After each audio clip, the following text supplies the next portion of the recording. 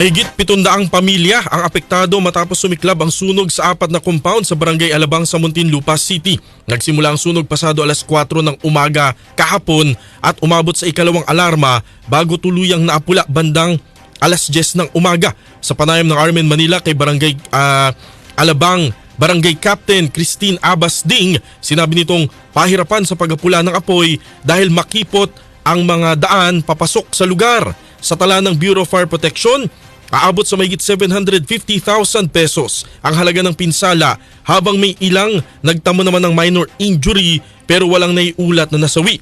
Ayon naman kay Winifreda Manyoso, isang senior citizen na residente sa lugar, wala silang naisalbang gamit dahil sa bilis ng pagkalat ng sunog. Mga damit namin ubos, pati unan, pati yung dumuldi ko, ang mga pong wala. Natupok lahat, Nay. Ano yung lahat yun, pati mga supa ko. Ang dami ng gamit niya na unod. Pero Nay, wala naman nasaktan sa pamilya Wala niyo po. naman. Kaya kung hindi si Alot sumigaw, tupo kami sa bahay. Nasa likod lang ang apoy.